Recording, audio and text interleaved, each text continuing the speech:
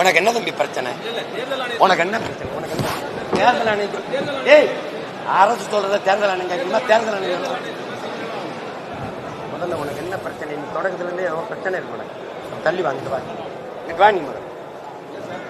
தேர்தல் ஆணையம் அரசு, ஏய் தேர்தல் ஆணையம் அரசு நடத்துதா? அரசு தேர்தல் ஆணையத்தை நடத்துதா? காமெடி பண்ணிட்டு அலையாதைய. அப்புறம் ஏன் எதிர்க்கிறாங்க? எதிர்க்கிறோம்னு ஏன் சொல்ற? எப்போ நீதிமன்றத்தில் வழக்கு போட்டா? எப்படி வழக்கு போட்ட? எப்படி வழக்கு போட்ட? இதை எதிர்க்கிறேன்னு போட்டியா? உன்னை இன்னைக்கு இல்ல, ரொம்ப நாளா பாக்குறேன். உனக்கு ஏதோ பைத்தியம் ஆயிட்டாங்க நினைக்கிறேன். கேள்வியா கேள்வி.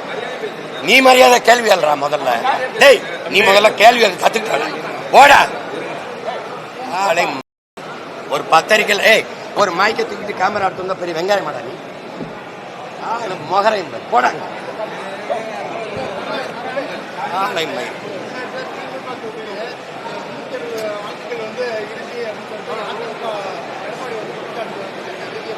இல்ல, நீங்க குளத்தூர்லயே 4500 வாக்கு போலி வாக்குல தான் போலி வாக்கு பதிவாயிருக்குன்னு நிர்மலா சீதாராமன் நிதியமைச்சர் சொல்றாங்க. இது அப்ப இந்த போலி வாக்கு பதிவானதை நீங்க எப்ப கண்டுபிடிச்சீங்க? இன்னும் 2 மாசத்துல தேர்தல் வரும்போது கண்டுபிடிக்கிறீங்க. அப்ப அந்த வெற்றி செல்லாது நீங்க அறிவிக்க தயாரா இருக்கீங்களா? இதை செயல்படுத்துறது இப்ப எஸ்ஐஆர் செயல்படுத்துற ஆட்சி யாரோட?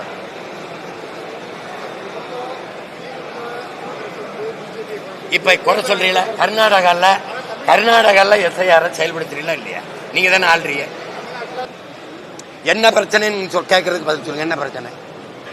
இந்த மெட்ரோ ரயில் கேட்கறதுக்கு மெட்ரோ ரயில் திட்டம் இந்தியாவோடதா உலக வங்கியோடதா?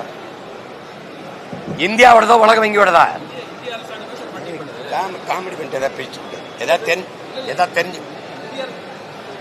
தெரிஞ்சுக்கிட்டு பேசுங்க தம்பி. அந்த வளர்ச்சி வேணுமா? போய் போராடி மெட்ரோ ரயில்ல நீ இனிமேல் சொன்னா மெட்ரோ ரயில்ல போயிட்டு வா. ஏதாவது பேசிட்டு அலையாது. இதான் பேச்சு வளர்ச்சிங்க.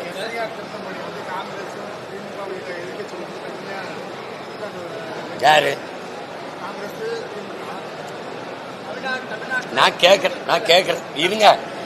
எஸ்ஐஆர் கொண்டு வரும்போது மம்தா எதிர்த்து செயல்படுத்த முடியாதுன்னு மக்களை திரட்டி போராடுது, பேரணி போகுது. எஸ்ஐஆர் தமிழ்நாட்டில் செயல்படுத்துற கட்சி ஆட்சியா இருக்கு.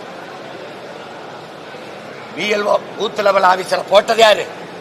அங்கன்வாடியில் வேலை செய்யறவங்களையும் சத்துணவுல வேலை செய்யற அம்மாவையும் இந்த ஹெல்த் லேபருங்கிற கொசு மருந்து அடிக்கிறோம் இந்த ஆஸ்பத்திரியில் வேலை செய்யறவங்களையும் அது பூத் லெவல் ஆபீசரா போட்டு போய் கணக்கெடுன்னு அனுப்பின ஆள் யாரு? திமுக தானே.